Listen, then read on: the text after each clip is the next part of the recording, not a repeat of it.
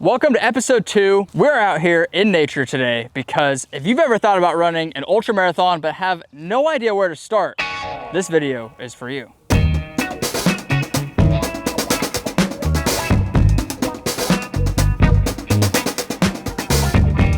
In this video, I'm gonna do a complete breakdown and a comprehensive guide for how to run your first ultramarathon or how to optimize your next ultra that you might be running. So I'm gonna go through all the gear that I use for an ultra, all the things you guys might need for your next race, from strength training, how to train, fueling, nutrition, race day strategy, everything that goes into an ultramarathon. Let's dive into it. Also want to say big thank you to Brooks Running for sponsoring this entire series for our Crazy Mountain Prep. They've been super supportive of me and my running journey, and they're gonna be supporting this series. If you guys wanna buy anything from Brooks, make sure to use my affiliate code. It's in the description. I'll also pin it to the comments. It just helps support me so that I can make these videos for you guys. So if you're considering running your first ultramarathon, how much running experience do you need? Realistically, none. My very first race I ever signed up for was a 12-hour overnight ultramarathon where I ran 43 miles. Probably not ideal, but you can make an ultra your first race ever. So if you have no running experience, you can do an ultra first. However, in an ideal situation, I would say if you've at least run a half marathon or a marathon, an ultramarathon is the next natural progression from there. How much time do you need to train for an ultramarathon? Obviously, a lot of that depends on your current state of fitness. If you're going couch to ultra, I would say give yourself at least 4 to 5 months to train. But if you've done a marathon recently, a half marathon recently, you've already got a good base built up, you can really hop into an ultra pretty quickly. Maybe give yourself 2 to 3 months just to kind of prepare and get ready for that bigger distance. Now, when it comes to training for an ultramarathon, I recommend 6 to 7 days a week of running. 80% of your runs should be easy effort runs. I really don't think you should be focused too much on pace when training for an ultra. Really focus on just that all day kind of effort that you can run. Then for the other 20% of your training, I highly recommend doing speed workouts or hill sprints. Head to the track if you can once a week. Go find a hill nearby, hop on a treadmill, do some high intensity stuff just to get that leg turnover, build that power in your legs. Many of you probably know David Roche. He won Leadville 100 last year at his debut 100 miler. He's gearing up to run Western States. Absolute legend, becoming a legend in the running space. I look up to him a lot. I watch a lot of his YouTube videos. And one of the things he says about 100 milers is whoever shows up to the start line with the fastest 1 mile time is likely who's gonna win the race. Basically, whoever is the most fit showing up to that 100-mile race is gonna win the race. So that's where speed work really comes into play for ultras. Don't neglect speed work. A lot of people, I used to be like this, used to think, oh, I'm never gonna run 6 minutes per mile on race day during a 100-miler. Why the heck would I go on the track and run 6-minute miles, do intervals? But you're building that fitness. You're just building up your aerobic engine. You're building that pyramid higher. That way, when you get to race day and you're running your 8, 9, 10-minute mile easy pace, it's gonna feel so much easier. And your body as a whole is just more fit, more aerobically capable. So don't neglect your speed work. Another key component of ultramarathon training is back-to-back long runs. What I mean by that is, let's say Saturday, you run 3 to 4 hours. Sunday, you're gonna run another 2 to 3 hours. So one of those on their own might be a long run for the entire week. However, as you get deeper into your training, I strongly recommend pairing them together, doing this back-to-back runs, just getting your body and your mind used to running on really tired legs. I always recommend to people capping your long runs at about 4 to 5 hours. Anything beyond that point, you're not really building a lot of physical fitness. You're kind of just delaying your recovery too much, preventing you from training more that next week. So cap your long runs about 4 or 5 hours when you get to the peak of your training. However, I do recommend finding a race. So say if you're running a 100-miler, maybe find a 50K or a 50-mile race a couple months out from your key race. That way you get that race experience, you get that one big long effort, 10, 12 hours, whatever it might be, just to practice nutrition and really build that mental confidence. And if you're doing a race that requires you to run overnight, like a 100-miler or something that starts in the evening, ends in the morning, I highly recommend doing a couple training runs in the dark just to get used to running with a headlamp, getting used to seeing that little white dot on the ground in front of you. It's very different from running in the daytime, obviously. And more than anything, you're just gonna build that confidence that you can take with you to race day. Nutrition. Nutrition is one of the most important parts of ultramarathon training. A lot of people say ultramarathons are really just eating contests. So my recommendations for nutrition is, if your stomach can allow for it, I love just relying on gels. The great thing about gels is that they're precise, they're consistent, you know exactly what you're eating, how many calories, how many carbs. So for me personally, my nutrition strategy for a race like a 100 miler is I'll do a gel every 30 minutes. And I love to alternate between a Morton, so this is a Morton 100 or the Morton 160s. Take one of those, 30 minutes later, I'll mix in a Whole Foods gel. I love these untapped maple syrup gels, just pure maple syrup, or a Spring Energy gel right here, basically like an applesauce. They taste good, they go down, and it's real whole food ingredients. Just kind of helps balance out from the more artificial stuff like Morton. I also love these gels from NAC. These are 200 calories. Again, Whole Foods gel, very calorie dense, carbs, fat, protein in here. Goes down well. I'll also incorporate some liquid calories like a Morton drink mix. A lot of people also use Tailwind or Scratch. All great products. I personally like Morton, but the liquid calories are great because you don't have to actually eat anything. Just put some in your flasks, your bottles. Super easy to get calories in while you're out on the course. The other great thing with gels is you can just throw them in your pack. They're super easy, super portable.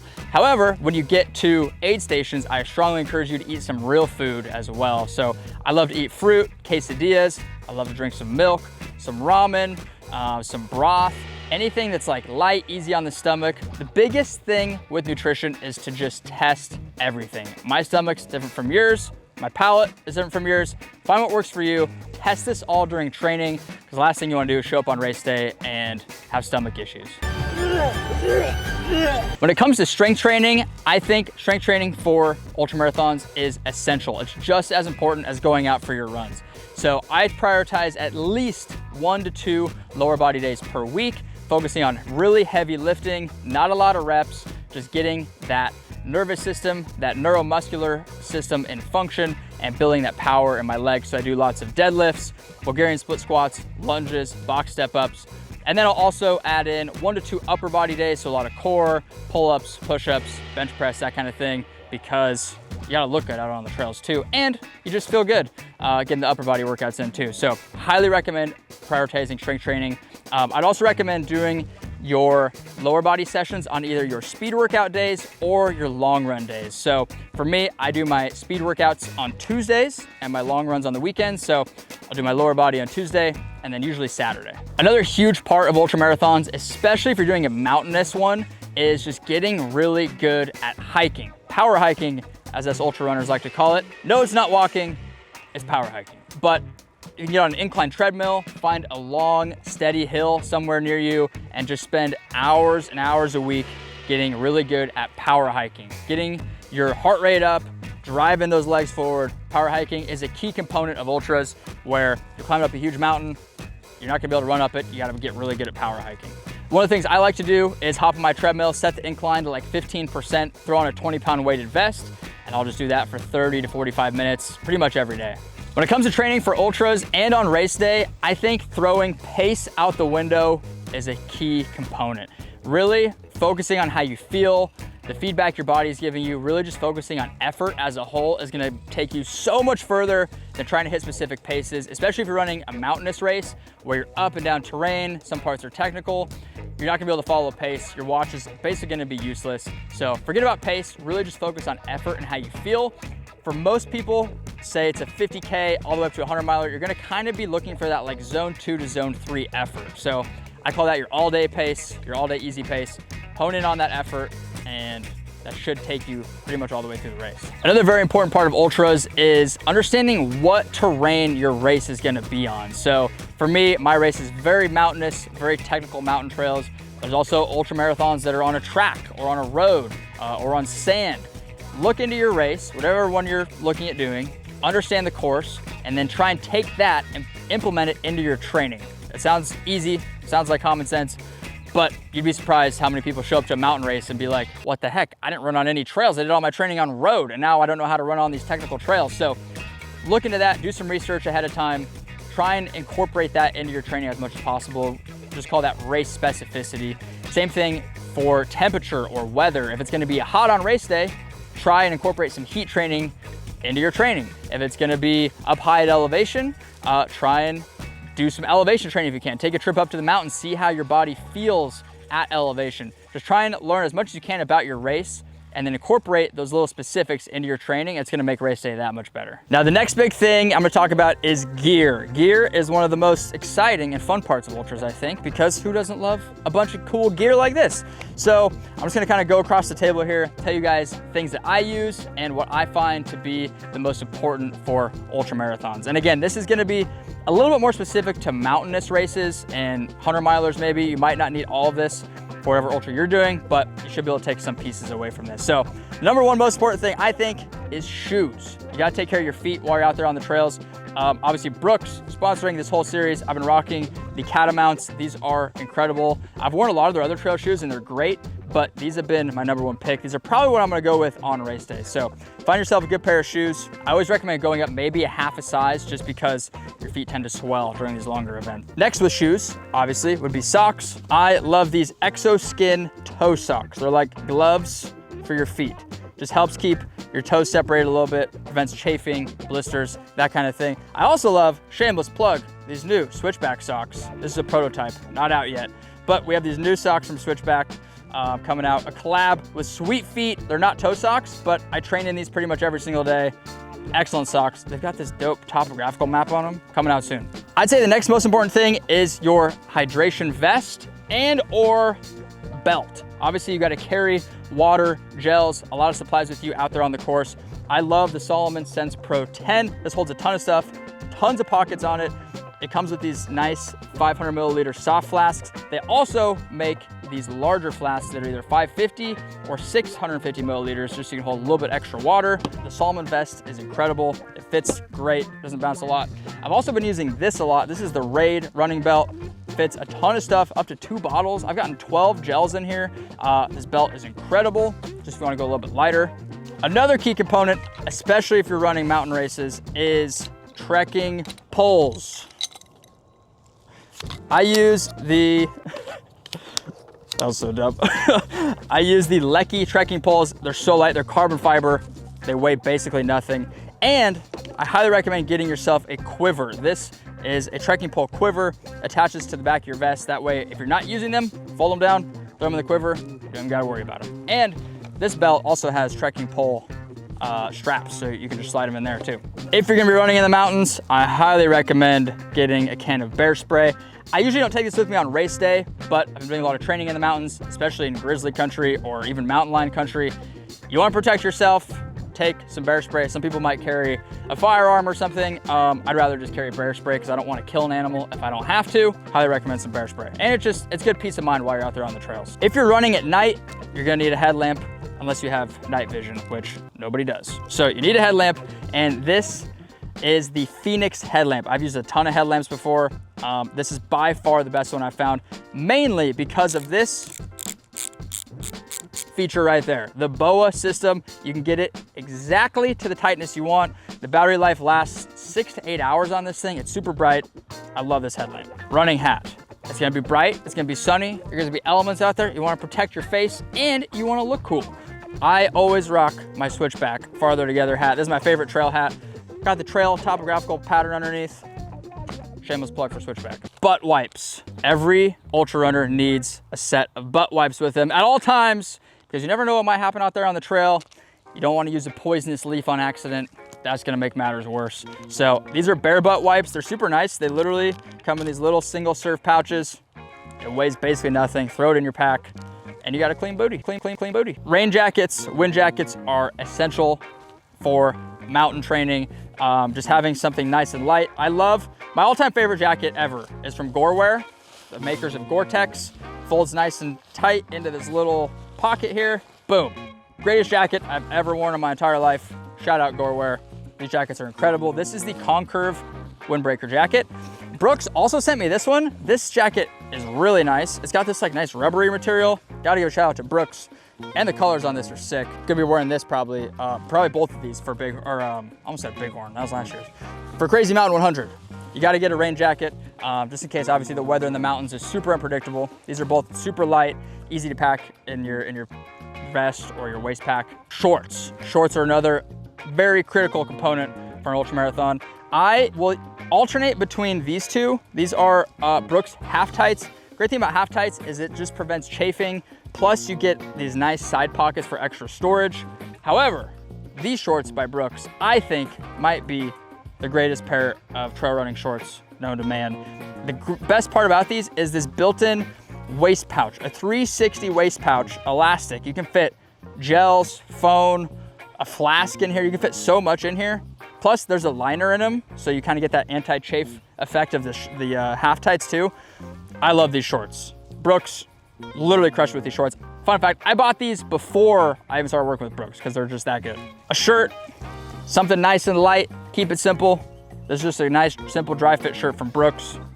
Very similar to butt wipes, you're gonna want some chafe cream with you. So I will either use Sport Shield. It's a little tube, I rub it all over my feet, helps prevent blisters, chafing, any kind of friction. I also love Salty Britches. It's kind of like Vaseline. I rub that like under my armpits and my thighs and the nether regions.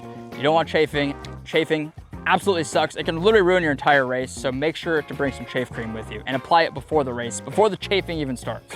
Another key part of fueling for me is Tubifor. I've been using Tubifor for the last 2 or 3 years. Tubifor is excellent product for endurance. It basically has this compound in it that increases your blood flow. It dilates your blood vessels so you can recover faster. Your muscles get more oxygen, more blood flow. Tubifor is great. I throw it in before the race, have a bottle of it, and then I'll usually throw it in about halfway through the race too, because the effects last, I think it's like 6 to 8 hours. So it tastes good, clean product, tons of science behind this. Plus I got a discount code if you want to try it out. And for hydration, obviously we're going with Switchback, the best electrolytes known to man. Tropical Mango, this is our new flavor that just came out. Hydration is super important for ultramarathons, just as important as eating and fueling that way. You have to hydrate as well. You can't just drink plain water. Your body's excreting a ton of electrolytes while you're out there sweating, so you gotta replenish. Obviously, I'm gonna recommend Switchback, the best electrolytes known to man. We have this in tubs. This is our new flavor, Tropical Mango. And we also have stick packs of Switchback. These are great because you can literally just grab a couple stick packs, throw them in your pack, take them with you out on the course. My hydration strategy during a 100-mile race is I'll take 1 flask, 500 milliliters. I will do the Morton Drink Mix 160 for calories, and then I will do a serving of Switchback. That's 1,000 milligrams of sodium. And then in my other flask, I'll just have plain water. It's nice to just have that plain water as an option, but always have 1 bottle with Switchback, just constantly getting that sodium, the chloride, calcium, all the electrolytes that you need. I think this is one of the most underrated pieces of trail gear ever. The Solomon Filter Flask. This thing is so great. It's literally just a cap on your normal flask. I've drank out of hundreds of streams with this thing. You literally, it's so simple. You just scoop water into here, put the cap on, and then you can just drink straight out of it. It's so nice. It filters it out. I think it's like 1 million gallons it'll filter or something crazy. So it essentially lasts forever. I always have that with me out in the mountains just in case I run out of water. If I know I'm gonna be in a place with lakes or streams, I know I'm always gonna have a nice water source. A super popular question is what running watch to use for ultras. You're gonna need a watch with a long battery life. Don't want it to die midway through the race. I personally use the Coros Vertix 2S. The battery life on this thing is insane. I remember last year when I ran my first 100, started the race at 100%. When I got done, it was still at like 65%. 27 hours later, full GPS mode. So, and that was with navigation too. So I think if you just used it like day to day, it'll last probably 3 to 4 weeks. The battery life is incredible on this thing. Used it for rim to rim to rim, which was like 15 hours. That might have used like 20% of the battery. So the Coros Vertix 2S is essential. And the final component of ultra marathons is race day. So it's just some key things, some key strategies I want to give you for race day. For me, I am more of like a spreadsheet, plan it all out kind of person. So I will do as much research on the course as I can, learn the aid stations, the distance in between, the elevation in between. I will literally make a PDF spreadsheet for myself and my crew with like time estimations of when I'm gonna be at this aid station, when I'm gonna be at this mile marker, based on, you know, if I'm gonna finish at 24 hours, 30 hours, 36 hours. I make sure I put the cutoff times in there. I do as much planning as possible. That way, when I show up on race day, there's 0 questions. We know where I'm gonna be, around what time. It also just makes it very helpful for the crew. I've crewed races like this before, 100-mile races. It's really difficult. It's just as difficult for the crew as it is for the runner. So providing them with as much information as possible just helps them out a lot. And just doing your crew a favor. They're there to help you. Do what you can to help them out too. And the last couple pieces of advice for race day strategy is, one, trust your training. If you've done your due diligence, you've practiced all this in training, you've done your long training runs, you practice your gear, practice your nutrition, it works in training, it's gonna work on race day too. So hopefully at least. There's always gonna be something that might go wrong, but trust your training, trust all this practice that you've done. And the last thing is to know your why. You're gonna ask yourself at some point during the race, why the hell did I decide to sign up for this ultra? Why am I out here in the middle of the mountains at 3 o'clock in the morning and I still got 30 more miles to run? You're gonna start asking yourself why. So I like to have that answer before I even go into the race. Why am I doing this? Because you're inevitably gonna ask yourself that. And I think when you're prepared for that in the moment on race day, it's gonna make it that much easier. And maybe you might find that out during the race at some point, but I think just kind of thinking about these things and knowing that at some point it's gonna get hard, you're going to wanna quit, but being prepared for what you're gonna tell yourself in that moment is so, so helpful. And sometimes you don't know until you get in that moment, but I think at least thinking about them beforehand is very crucial. So hopefully you guys enjoyed this video. Hopefully you got something out of this. If you're about to run your next ultramarathon, or if you've thought about running an ultramarathon, hopefully this inspires you or entices you just a little bit more. And if you're already signed up for one, or you're doing your 10th ultramarathon, hopefully you got something out of this as well. But thank you so much for watching. Thank you again to Brooks for sponsoring this series. We've got 8 more episodes coming out for you guys, so stay tuned for those. Tons of great content to come. We'll see you all in the next one.